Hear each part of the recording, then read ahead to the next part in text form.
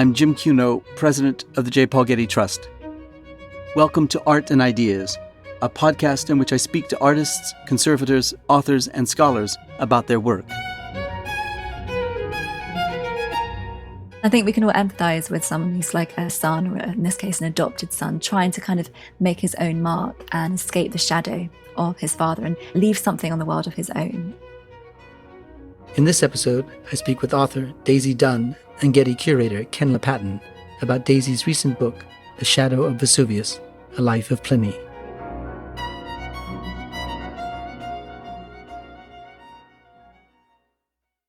British classic scholar and author Daisy Dunn introduces her new book on the life and legacy of Pliny the Younger with the eruption of Vesuvius and its volcanic cloud rising suddenly into the sky like an umbrella pine tree.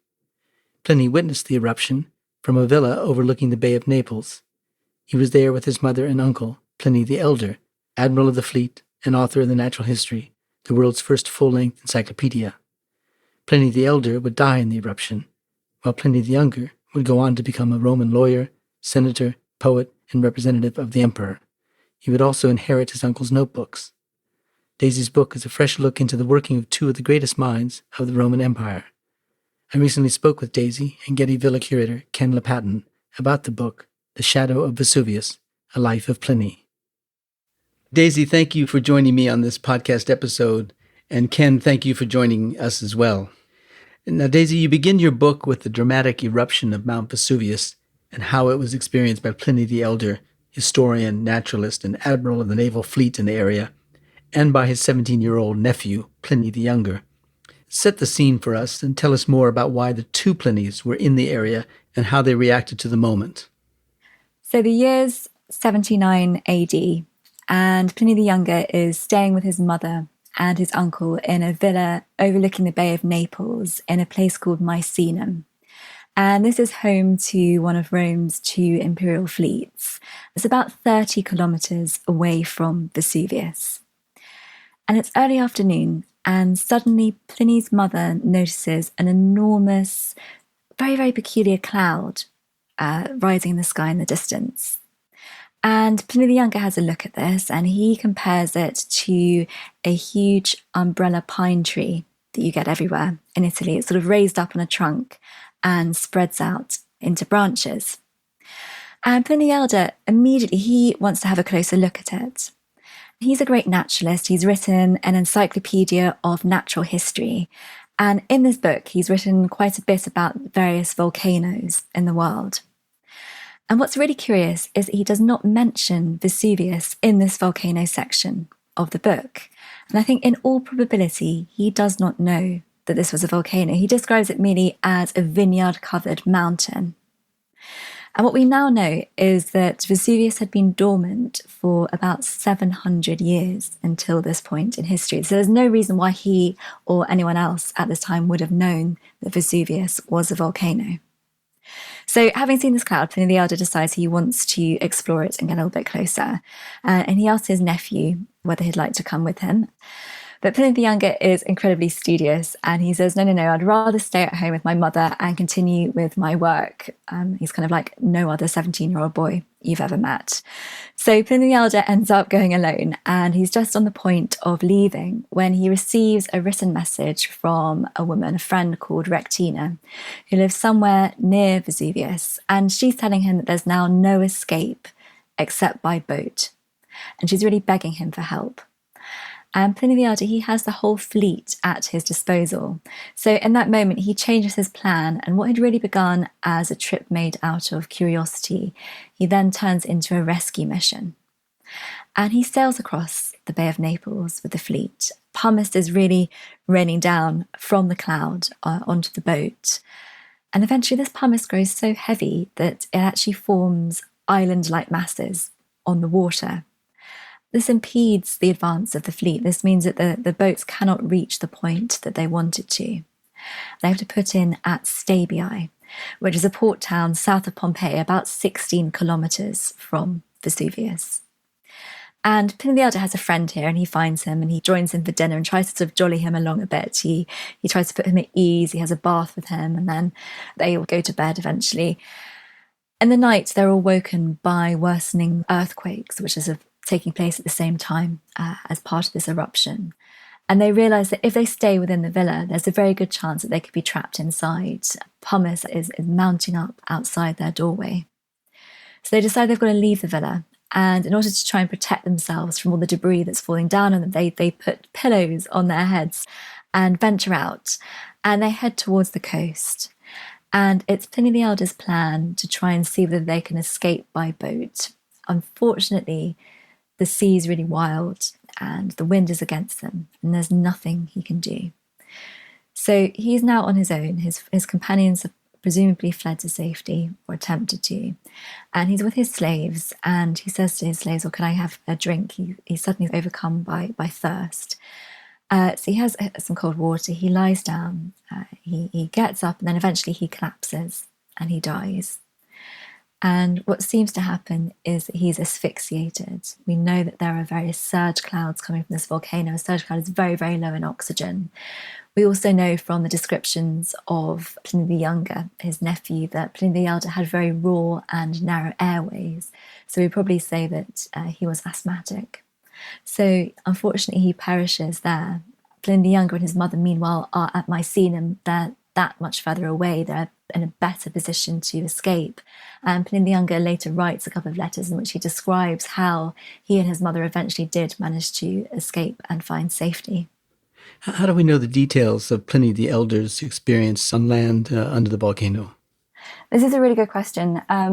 We know everything that I've said so far from two letters that the younger Pliny wrote about 25 or 30 years later to the historian Tacitus. How do we know what he sort of knew about his uncle's experience? It's very, very difficult to say. My feeling is that he'd have spoken to people who were with Pliny the Elder in his final moments, or as close to as possible.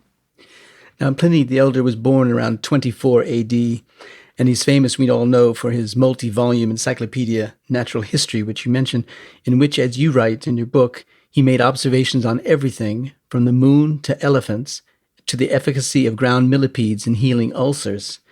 Tell us about Pliny the Elder, when and where he was born, how he managed his career, and the origin of his massive intellectual project. Well, Pliny the Elder was born Gaius Plinius Secundus in a place called Comum, which is modern Como, which is very near to Milan in northern Italy. And he was born in either AD 23 or 24. And we know he was of equestrian stock, which meant that he was of the kind of second highest social order. And by virtue of that, he begins his career with a period of military service. And we think that he conducted 3 main tours of Germany in his youth. And it's also here that he began his writing career. Later, he came to Rome and he served a couple of emperors, initially the Emperor Vespasian. And he worked in the imperial administration. So he undertook a number of administrative posts, such as overseeing the imperial finances in Hispania, in Spain. And then eventually he became the admiral of the fleet. But sort of alongside all of this, he'll always be remembered for his encyclopedia of natural history, in which he really tried to set out everything that had been learned to date as kind of a volume, a compendium of all the knowledge which had been accumulated historically, so that it would never be forgotten. And it was really a lifelong project. I think you actually find observations and information in the book, which he clearly gathered in his military days in Germany as a young man. Now, Pliny's nephew, Pliny the Younger, once described his uncle as having a sharp intellect, incomparable concentration, and formidable ability to stay awake. So what was Pliny the Elder's private life like, and how did he manage his literary and military careers? I think that's completely the right thing to say first. Pliny the Elder was a complete workaholic. Apparently in winter, he would get up in the middle of the night, so sort of soon after midnight, and start working and then just carry on all day long. He'd work while he was eating his dinner. His nephew actually describes slaves reading to him while he's eating, and he's kind of making notes alongside. He'd even be working at the baths themselves. And his sort of one chief regret in life was that he couldn't actually work while he was in the water itself. We don't read of him getting married or having children. I think we get the impression that he was very much wedded to his scholarship, to his work. At the very least, we can say that he very probably didn't have a son, because what we do know is that by order of his will, he actually adopted the younger Pliny, his maternal nephew, as his own son. So he became his heir. And this is a posthumous adoption. So the younger Pliny was clearly very, very dear to him in terms of family. And the elder Pliny left the nephew 160 of his notebooks. The younger Pliny said they were double-sided and they were written in the very smallest handwriting. And he also left him one of his estates as well. But I love the mention of the handwriting, because it's actually Pliny the Elder who gives us one of our popular phrases today. He described a copy of Homer's Iliad that was so small that it could actually be concealed within the shell of a single nut. And that's thought to be the origin of our phrase, in a nutshell. I see. Now, we described the natural history as his sole surviving work. You described the extent of it, and others described it as having 20,000 pieces of information. How did it survive, and what earlier Roman or Greek text might compare with it? Well, it's an interesting piece of work. As you say, it's the sole surviving one. We know that the elder Pliny wrote a number of other works, including a history of Rome's wars with Germany and a book about throwing the javelin from horseback. And unfortunately, all of these works are lost. So the natural history acquires a kind of greater significance by virtue of being the only surviving work of Pliny's that we have. As you say, he gathered information for it from a number of different sources. He says that he used at least 2,000 different books. But he also compiled a lot of personal first-hand research as well. He personally undertook to study plants, for example, with an elderly plantsman who apparently lived beyond his 100th birthday. And his encyclopedia is constantly full of plant-based medicines and cures and remedies and treatments. And as a collection, this book was really the first of its kind. The Greeks had made compendia, they'd made a couple of sort of similar works. A couple of Roman writers also had made kind of encyclopedic collections. I think of ones by Varro and Celsus, who had a kind of medical compilation. But nothing at this point was quite as comprehensive. There was certainly nothing on this scale and with this breadth. As a book, the natural history is covering so many different areas. It's covering minerals, pigments, countries, peoples, animals, birds, insects, all kinds of things. The natural history is also really important because it's the oldest surviving complete encyclopedia that we have from the Greco-Roman world more widely. We know that it was treasured in the Renaissance. Leonardo da Vinci is said to have had a copy, and so too did Christopher Columbus. And the art historian Giorgio Vasari seems to have consulted it. How did it survive into the Renaissance and from the Renaissance to today? Well, we're really lucky actually with both Pliny's in that for both works we have some of the earliest classical manuscripts. Often we'll find the earliest manuscripts date from about the 9th century. But with both Pliny's we have fragments at least of manuscripts dating back to the 5th century. So even though we don't have anything in either Pliny's hand, we have very, very early sources, elements of their books.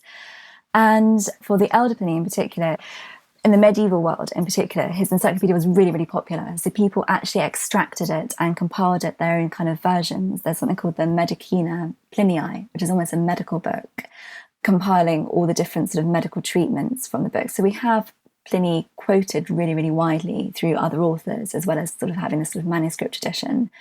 And with the younger Pliny, I think it was the year 1500, an almost complete manuscript of his letters was discovered in an abbey in Paris. And so that enabled the humanists and the Renaissance to get to work on creating a sort of authoritative edition of that.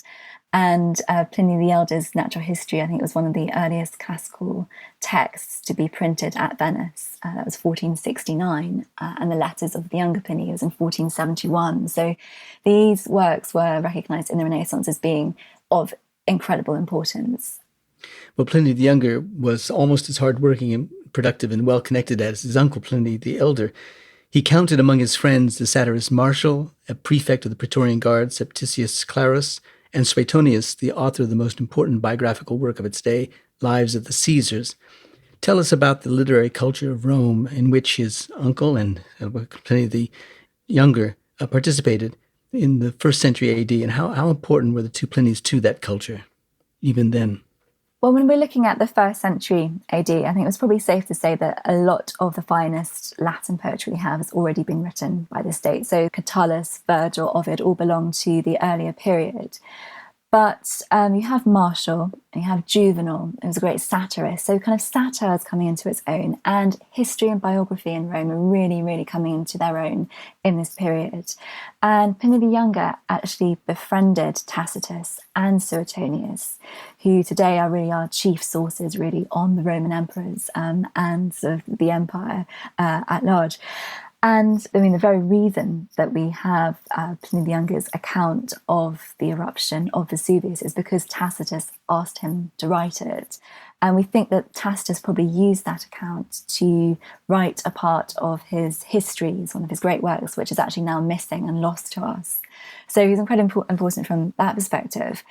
With Suetonius as well, it's really interesting. We kind of meet Suetonius in the work of Pliny's letters. When we meet him, he's actually quite a scaredy cat. He's very young. He's almost a commitment phobe. Pliny the Younger actually gets him a position, a kind of a junior position, and Suetonius passes the job on to one of his relatives, which is strange. And Pliny the Younger really encourages him to try and publish some of his early work, but Suetonius is too nervous to do so. So he's kind of really encouraging him as a young man, and maybe Pliny the Younger had a part in kind of encouraging him and building up his confidence so that decades later, in 121 AD, Suetonius finally published his great lives of the 12 Caesars. How did the writers of the time, disseminate their work in ancient Rome? What kind of literary culture did ancient Rome have? Well, it's actually not hugely different from today. You had public readings of work, of poetry, for example, and speeches, as well as more kind of private gatherings where people like Pliny, for example, would gather with his groups of friends and read them his work. And these are mainly sort of male occasions. We hear of in one of the letters, for example, Pliny describing sort of reading out his work to his friends, and his wife is sitting behind a veil or a curtain, listening in at the same time. But there was also a physical publication of books as well. We're pretty sure that Pliny the Younger published at least the first 9 of his 10 surviving books of letters in his lifetime. And by books, at this date, I mean scrolls, papyrus scrolls. Well, that's actually a good point to bring Ken into the discussion. Ken, the Getty Villa, where you work as curator, is modeled after the Villa dei Papyri, a luxurious seaside villa northwest of Pompeii, which was famous for its library. Tell us about the library, its role within the culture of the villa, and the content and fate of its papyrus scrolls, and how it was that they could have like editions of papyrus scrolls. How was that possible? Well, the distribution of books, as Daisy has just said, was based on an ancient Roman publishing industry that didn't have the volume of modern publishing, but certainly had wide circulation among the elite. And this was based on cores of literate scribes and copyists who were often enslaved people, copying out the texts on papyrus scrolls for distribution, but also trading of them. And wealthy Romans, had their private libraries, and in time, the emperors and other benefactors endowed public libraries. And having a well-appointed library was part of being cultured. And so this was part of what it was to be a good Roman. And the Villa dei Papyri, just outside of Herculaneum, the city that Pliny the Elder's friend Rectina wrote to him that started his rescue mission, lived in the area. The villa is named in modern Italian after the discovery in the 1750s by early excavators tunneling some 75 feet underground through volcanic debris, recovering bronze and marble statues and cutting frescoes out of walls and lifting beautiful marble pavements. They actually found the remains of an ancient library. We have many library buildings from antiquity. At Ephesus, we have the Library of Celsus, which is one of the most sumptuous buildings, but the scrolls are all gone. At the Villa dei Papyri, we have actual scrolls that have been carbonized by just the right amount of heat from the volcano that kind of flash fried the scrolls. So they're carbonized, some of them are charred, but they could be, some of them, unscrolled soon after discovery in the 1750s through the 1800s. Some of them would be sliced open like onions and peeled, and some of them were crushed and destroyed, unfortunately. And today, computer scientists are working on new imaging techniques using medical technologies, CTs, CAT scans, MRI-like technology to try to virtually unscroll these texts without opening them to read them. And these texts from the Villa dei Papyri, the vast majority of them are philosophical texts. We think the Villa dei Papyri belonged to Lucius Calpurnius Piso, who was the father of Calpurnia, Caesar's third wife. So we're talking about a Roman aristocrat of the highest order. But he lived at the time of Caesar in the 1st century BC. His son of the same name was a high imperial official under Augustus and Tiberius, and we really don't know who owned the villa in the time of Pliny the Elder and Pliny the Younger at the time of its eruption. But the library, which was also a symbol of great status to have a library, was still there. And it's our only sizable collection of ancient texts, although, as I said, we have library buildings from throughout the empire. And when we use the word library, do we use it the way we would use it today? Did people then go into a room and sit in a chair and read privately and quietly to themselves? Or was it a more public activity? Well, both. There were private libraries, and the library at the Villa dei Papyri really, where most of the scrolls found, it wasn't so much a library as a kind of stacks, a storeroom with a table and shelves. And a number of the scrolls were found outside in better appointed rooms overlooking the peristyle gardens, because you'd like to go somewhere pleasant to read. And in fact, you might well not even read yourself. You could be read to by one of your slaves. But there were also libraries for study. And we know, for example, that in the 1st century BC, one of Rome's wealthiest senators, Lucullus, had an extensive library where others would come to study and read and conduct research in his library. And this was a matter of status. Seneca complained that people who never read books still stocked their homes with libraries just for show. And then we have public libraries.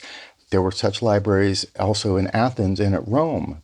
The Emperor Trajan built 2 libraries, a Greek and a Latin library, on either side of his famous column in downtown Rome. And the walls of those libraries survive, but of course, the scrolls are lost. And these libraries were also cultural centers. They could be university extensions, places for readings and recitals as well. Well, Daisy, at the age of 18, Pliny the Younger began his career as a lawyer in something called the Court of 100 Men, where it said that oratory was of greatest importance. You write that Pliny modeled himself after the greatest orators in history, Demosthenes, Cicero, Calvus, and that he once argued for 7 hours straight. What were his early professional years like, and what was the arc of his career? Yes, this court of 100 men, it was a civil court in Rome, and Pliny loved it here. It was quite sort of serious work, a lot of it, but he loved oratory, and he loved the power and the drama of being able to talk and his great basilica. And he's kind of the opinion that a short speech just wasn't as authoritative or as serious as a long one. So he could talk for hours and hours. You hear him talking for 5 hours, for 7 hours, and people trying to escape because he's going on for so long. And obviously he had these great these people like Cicero that he aspired to be like. He also took some of his inspiration from the weather as well, which I quite like. He talks about trying to speak like snow, for example, so having a sort of blizzard of words and then a kind of cut and thrust with ice at the body of the jury. And even though some of the work was quite sort of tedious, it's kind of small print stuff. It's wills and inheritance in particular was kind of work that he was looking at. He did actually come across some quite exciting cases in the course of his work here. So he started off here and having joined the court, he kind of proceeded to a senatorial career in Rome, and he worked his way up the ranks of the Roman Senate, especially in the 90s AD. So we have him becoming praetor, which is quite a senior position in 93. And then consul which is sort of the top magistracy in the Senate in AD 100.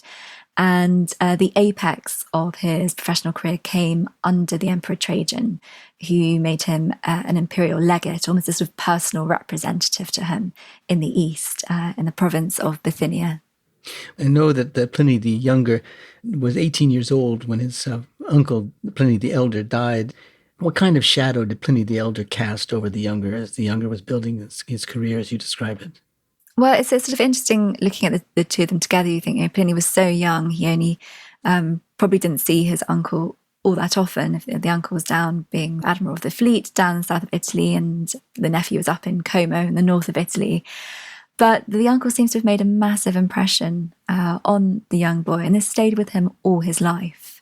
And I think this is partly because the uncle achieved such fame. He achieved real recognition and respect, not only as a scholar, but for his work for the imperial household as well.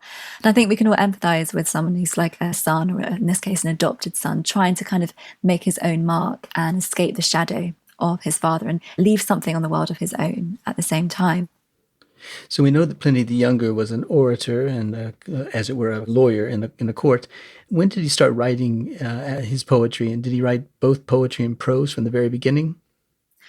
Well, as far as we know, he began his oratorical writing while he was still a teenager, so when he started at this court. But I think he kind of steadily branched out. So the main body of work that he left behind to us are his letters, these 10 books of letters.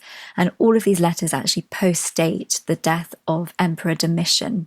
And Domitian died in AD 96. So that puts all of these letters from sort of Pliny's mid to late 30s onwards.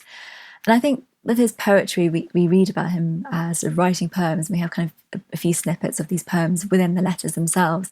And I feel like it's something that he turned to for relaxation rather than anything else. And it's kind of a distraction away from his more kind of serious work in the law courts and in the Senate.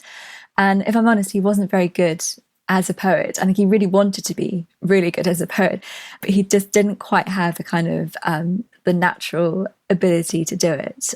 Well, let me ask a rather silly question, but since he was known for his letters, one might think that he wrote a letter and sent it off, and it then depended on the recipient of the letter to maintain the letter and keep it, and put it together then with the other letters later on when they formed the letters of Pliny the Younger. How did it work? When you write a letter, what happens to it then? Well, it's a really good question. I think in this particular case with Pliny's letters, copies were made of all of the letters that he sent to people, because he actually had in mind to publish his letters as a collection, as a body of work. So it would not have been a case of him kind of approaching all of the people he's written to all his life and saying, well, could you possibly send that back to me? Copies would have been made and compiled, we think, into these books. And we've got them sort of laid out in 10 books now. They're not chronologically arranged really at all. They're kind of sometimes thematically arranged. We kind of think of all of these things being written down on papyrus, which of course they were. But when Pliny was writing sort of an important letter, he probably would have drafted it first on these sort of wax tablets, which he had. So there would have been sort of various stages in this whole process. Were letters considered a particular literary genre at the time, or were they actually letters the way we think of them today as processing information? We don't find very many comparable collections of this surviving from Rome at this time. We tend to have more sort of speeches, works of history, works of satire, plays, poems. I'd say it's sort of more on the unusual side. But I think in Pliny's case, it was partly because he had this anxiety of wanting to leave something big, some big part of himself. And a lot of his friends sort of pressured him into trying to write a work of history, some kind of history of Rome or something. But he always felt throughout his life that he couldn't juggle that work alongside his work in the law courts. He kind of felt that writing a work of history, a big serious work, wouldn't sit alongside his rhetoric and his other work. So I think when he was actually putting these letters together, he was thinking about them then as a work of history. They are his magnum opus. They're history, but not in a kind of long narrative sense. They're sort of individual, almost like little chapters of a life, which actually reveals so much more than you think they're going to about the empire, the way it functions, about the emperor itself. And so another unusual aspect of them is that in the 10th book of these letters, we actually have the Emperor Trajan's replies to Pliny. And I can't think of anyone else where you have that.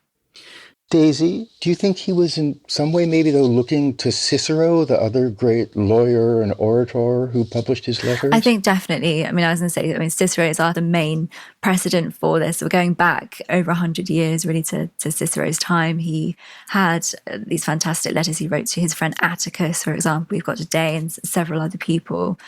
And I think Pliny realized that Cicero, by this time, he can say, well, his reputation has survived. Everyone still speaks of Cicero in our Rome today. So there's a sense that if he does the same, that maybe he's got a sort of a better shot at immortality, which is what he really, really desires as a man. He wants his name and his reputation to live on beyond his own lifetime. Which you would have done if people collected the letters. And Ken, I want to ask you about collecting, if that's the right term. In thinking of the library in Herculaneum at the Villa dei Papyri, people putting together things of literary note. Were there examples in these libraries? Were there examples of Pliny's work? Was there a culture of collecting books as well as works of art at the time? Certainly there was a culture of collecting both art objects and literature and libraries. And as today, in both cases, there are people who collected because they loved poetry or reading or art and history, and they knew a lot about it and were interested. And there were people who collected for show, who didn't really care, but collected for status. For literature, people needed to show that they were erudite, they were culturally aware, and having art collections was part of this too. But I don't think that Pliny the Younger, although he did buy some art, he was a great collector. We know a lot about his villas, which he describes in great detail, and they would have been decorated in the current styles of wall painting, which we know best from Pompeii and Herculaneum, but he doesn't mention statuary at all, and this we know from other villas, like the Villa dei Papyri, was a very large part of the decoration. Pliny the Elder, meanwhile, was a great collector of facts. And his natural history, interestingly enough, being all about the natural world, in its chapters on stone and metals, is one of the great surviving sources for the history of art, because he writes about bronze sculpture, about marble sculpture, about pigments and painting. So several of the later books of Pliny's natural history are key importance to the history of art, and that's why they were read so avidly in the Renaissance by people like Vasari and are still read by art historians today. Now, Daisy, Pliny wrote so much, and he wrote of a man suffering from genital herpes, whose wife, when shown them by her confessing husband, joined him in committing suicide. Pliny wondered if she ever had thought of seeking a remedy instead of committing suicide, especially when his uncle, Pliny the Elder, had compiled such a long list of remedies for sores and ulcers. Tell us that story again, and tell us if Pliny the Elder's natural history was ever consulted for such domestic things as that. Well, this is quite an alarming story. I have to say, I was quite alarmed when I read this in the letters. It's not a kind of story you expect to find in Roman letters. But basically, it's a story which Pliny himself was told by a friend as they were sailing out over Lake Como and snooping around looking at the neighbours. And this friend points up towards a window and he says, that's a bedroom window. And he said, a woman from our town, from Como, she once threw herself and her husband to their deaths. They threw themselves out of that window and drowned in the lake. And the reason they did this is supposedly the husband confessed that he'd been suffering from some kind of nasty rash on his genitals. And we're uncertain, if I'm honest, exactly what this is. But we do know that genital herpes was quite a problem in ancient Rome. And so much so that Pliny the Elder actually provided a huge list of supposed treatments and remedies to try and cure this, or at least to kind of help clear it up a bit, in the encyclopedia. And apparently in this case, the wife presumably just didn't consult the book, or maybe she was worried that he had something else more serious wrong with him. Maybe she was alarmed by it and thought it was a life-threatening illness of some kind. But if she had stopped to consult Pliny's natural history, she'd have found some really, really creative treatments in there.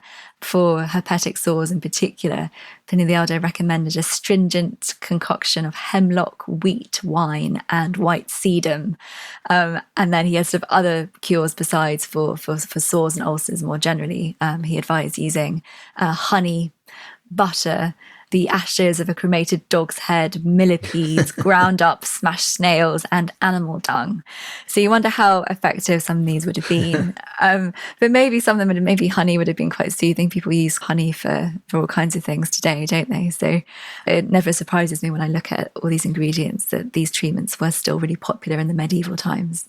Yeah, well, the question, I think what's so interesting about it, in addition to the efficacy of these various treatments, is the whole question of suicide. And Pliny the Younger is said to have reflected on the idea and morality of suicide, using the example of when Emperor Nero famously decried that Seneca commit suicide on grounds of having conspired against him. Seneca was a Stoic. So tell us about Pliny's thoughts on suicide and his regard for Stoicism. Well, it's really sad when you read the letters. You find that quite a number of Pliny the Younger's friends did actually commit suicide. It's a thing which is happening sort of quite a lot at this time. And Seneca put forward a popular Stoic view. He said that it was foolish to prolong life for the sake of enduring pain. But at the same time, it was cowardly to seek death because of pain alone. At the same time, Stoics they were meant to sort of weigh up their own discomfort against the discomfort, or rather the pain and the agony that they would cause their family if they were to end their own lives. Stoicism, it was the sort of the prevailing philosophy of Rome at this date, and certainly Pliny the Elder subscribed to quite a lot of facets of it. You find a lot of Stoicism in the Encyclopedia of Natural History. But certainly Pliny the Younger really struggled to see suicide as a kind of viable option. He did not see it as a positive thing at all. Certainly other people would have agreed with him. It wasn't only that it was painful for him to see his friends end their lives when they didn't have to. Some of them were ill, for example. He felt that they should be prolonging their lives and trying to sort of rest up rather than finding another way out. As he saw it, anyway, he thought that some people were committing suicide in order to go down in history with a certain glory before their eyes. And this kind of idea really repulsed him. He didn't think that people should be trying to do this at all. So you kind of find it a different viewpoint in the two Plinys, actually, over suicide. If there's one aspect of Stoicism that the two Plinys probably agreed on and subscribed to more, it was kind of the regard for nature and seeing nature as a kind of goddess, as someone to sort of revere and respect, and see nature as providing you with something to enrich your own life, with all these kind of remedies and cures and medicines as well. They hoped that nature could really help you out if you help nature. Now, I want to maybe start with Daisy and then to Ken, but in the year 100, Pliny was appointed to a consulship, and a few years later he was elected to the priesthood, which occasioned a grand inaugural speech. What was the significance of that, and what was the relationship of it to Trajan's column, which was completed 13 years after Pliny's speech? Okay, maybe I'll say something about the speech, then maybe Ken can come in with the column a bit more. Basically, yeah, so Pliny got this fantastic promotion, and in the thanksgiving to the Emperor Trajan for awarding him this position, he delivered this speech, which we know as the Panegyricus. And it's hugely important because it's the earliest complete Roman speech that we still have since the Philippics that Cicero wrote, and that's back in the 1st century, so 43 BC. He delivered it in the Senate before Trajan himself. And it's very, very over the top. I mean, you read it, I kind of laughed a little bit, if I'm honest, when I read parts of it. I mean, he kind of says, if another man had excelled in just one of these areas that you have, Trajan, then he'd have worn a halo on his head and he'd have had this mighty golden ivory throne among the gods. It's very, very over the top. At the same time, in the speech, you find Pliny describing Trajan's great military feats. And among these are descriptions of his victory over Dacia, which is a place which is modern Romania. Trajan had these tremendous victories in the Dacian Wars, and he actually drove the Dacian king to commit suicide. And he returned to Rome laden with spoils. And it's with these spoils that he actually helped to finance the construction of his forum, so Trajan's forum, at the centre of which was the column. And on this column, we find representations of these victories, almost echoing the words that Pliny used in the speech 13 years earlier. The column to this day is one of the major monuments in Rome, and I'll note that on either side it was flanked by Trajan's Greek and Latin libraries. So this was all part of this complex that Trajan built. and the column itself is about 120 feet tall, and it's got a spiraling low-relief frieze wrapped around and up it that, if it were stretched out, would be 625 feet long, showing episodes of Trajan's campaigns. And they, like Pliny's speech, and I think Daisy was really insightful here in her book, they show us the emperor. He appears over 50 times, repeated in the frieze, in these various guises, such as Pliny talks about in the speech. He's wearing different hats. He's a general, he's an orator, he's an administrator, he's a priest. He's being forceful, benign, clement. And so although the speech is over the top and really reads to us as very sycophantic, I think Pliny's setting out not just to describe or to flatter Trajan, but also to shape his behavior, to provide reinforcement and appealing examples of the right way to behave so as to receive further praise. And this was especially important at Rome at the time after the negative example of previous emperors that Pliny had lived through, like Domitian and Nero in his youth. It's a kind of managing up, which is a dangerous thing when you're in an autocracy. And I think the parallels between the columns, rhetorical language, and Pliny's oratorical skill, over the top as really both of them are, give us a lot of insight into the operation of the Roman state at the time.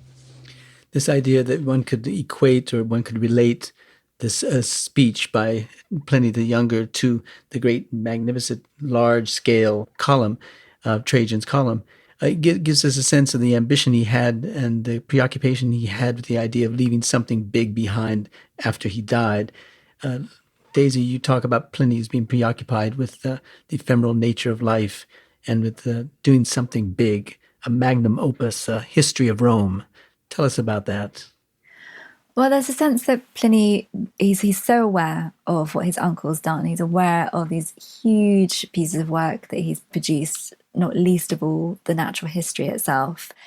And he's conscious that he probably needs to do something to equal that if his name is going to be passed down to posterity. This is a very ancient concern. I mean, you can trace it back to Homer. You can look in the Iliad, for example. All the heroes are obsessed with kleos, as a reputation. It's a reputation that outlives you. And that's kind of more important than fame in your own lifetime. Pliny is a lawyer, and the kind of speeches he's delivering, they're over when they're done with, if you know what I mean. He delivers them and people hear them, but there's no guarantee that they're going to survive beyond the walls of the building itself. And he has to try and do something to overcome this. So I think it's partly for this reason that he gets his letters published in his lifetime. And also he builds up the Panegyricus, this great speech, into a work in its own right. So it becomes a work of history in a sense, kind of history in motion. And it gives us a real indication of the nature of the relationship between Pliny the Younger and the emperor, and a key really as to why Pliny ended up at the end of his life in the position that he did. He befriended Trajan. We know that they dined together. We know that Pliny the Younger went to one of his villas and helping to build a new harbour, for example. And it was partly because of this relationship that Trajan then sent him to the east and to sort of the most senior position that he'd held to date. Yeah, I'm just going to get to that. Sometime between 109 AD and 111 AD, Pliny was dispatched to Bithynia, a Roman province in today's Turkey on the Black Sea. There he was to serve as an imperial legate, a personal representative of the Emperor Trajan, and where his first personal experience with Christians occurred. Tell us about that. Well, this is hugely significant in terms of Pliny and the letters, and a huge surprise, actually, when you go through these 10 books of letters. You read about all these villas, you read about his wife, you read about his life and his sort of legal career, and then you get this very, very puzzling letter about Christians toward the end of the collection.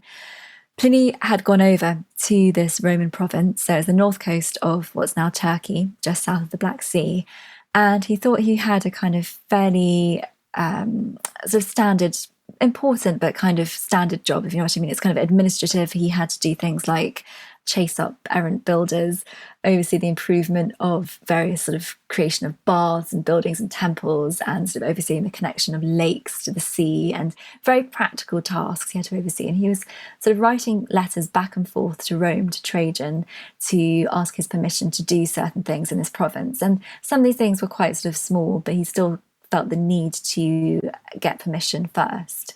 But bear in mind, these letters would have taken probably about 2 months to reach Rome from this point in the province.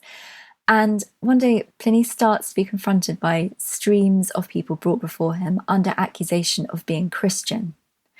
And he is so alarmed by this, he's so panicked that he decides he better act straight away and of his own sort of volition, his own choosing, without actually consulting the emperor first, because he thinks, it's obviously urgent, it needs his attention right away. So as people are led before him under accusation of being Christian, he decides to put them to a test. He asked them basically to repent of this and to deny their faith. And he places statues of Trajan and he places statues of the Roman gods in front of them, and he asks them to do honour to these statues and to blaspheme Christ. And if these people agreed to do that, they were allowed to go. But if they refused, and if they carried on, insisting that they were Christian and they weren't Roman citizens, then Pliny actually saw them put to death. He actually even tortured a couple of people to try and exact information about them and about sort of what this Christianity actually meant. I mean, he kind of saw it as a cult. He described it in Latin as a superstitio, which isn't quite in our meaning of superstition, but it's something weird. So only after he'd started to enact this did he write to Trajan and tell him what he'd been doing. And Trajan actually told him, he didn't say exactly that he'd been behaving badly, he didn't say that he was wrong, but he said, from now on, you really shouldn't be hunting out Christians and punishing them. If people were brought before him and they refused to give up their faith, then he could punish them. But Trajan's kind of advice was rather to kind of turn the other cheek in a way to not seek these Christians out. Christianity at this time is still young as a faith, and it's bewildering to a Roman like Pliny. He wouldn't have actually met Christians face to face until this time. So his behaviour is really shocking, and obviously we can't be apologetic for it in any way. But to him, it was obviously a huge threat, and he felt out of his depth, really, in how to deal with it. Now, you end your book with an account of the Bishop of Vercelli's visit in 1578 to the cathedral in Como, hometown of the Pliny's, honoring the Assumption of the Blessed Virgin Mary. Patron saints were included on the sculptural scheme of the cathedral, and there were sculptures, among others, of Pliny the Elder and Pliny the Younger. It's unusual to have pagan figures so prominently displayed on a cathedral. Tell us that story, and it's a wonderful way to end your book. Well, this is a huge surprise. I think if you visit Como, you'll come to the most beautiful cathedral, and you'll stand in front of it, and you'll see either side of the main portal larger-than-life sculptures of the two Plinys. So you have Pliny the Elder and Pliny the Younger. And this is incredibly strange. If you think about what I've just been talking about, the fact that Pliny the Younger has been persecuting Christians, to then find him mounted on the outside of a cathedral is quite shocking, really. And the bishop who visited in the 16th century, he as well was very, very surprised. He said it was very improper to have these two pagan figures given such pride of place on a Christian place of worship, and he wanted them to be taken down. But the people of Como actually refused to do so. They were incredibly proud of the legacy that the two Plinys left behind, and the fact that they came from Como. And the younger Pliny in particular, he did a lot to improve the town. He set up a fund to pay for the education of young children there. He set up a library. He did various things to improve Como in his own time. And it seems like the people of Renaissance Como have shown him a kind of Christian forgiveness in a way for his final acts. They were proud of him as a man and of what he left behind and what he did earlier in his life. So it is incredibly surprising to see these two sculptures. But I have to say, as sculptures, they are very, very interesting to look at. Like, very sort of long-necked and bony-kneed, and very, very eye-catching. And it's really, really worth a visit to have a look at them and really get a sense of the two Plinies there in the place where they were both born. Well, it's a great way, as I said, of ending your book. And thank you for joining me on this podcast, Daisy. Your book is fascinating and it's very beautifully written, and we're grateful to have had the time to talk with you today. And thank you, Ken, for joining Daisy and me on this podcast. It was my pleasure. Thank you very much. Thank you. Thank you, Jim.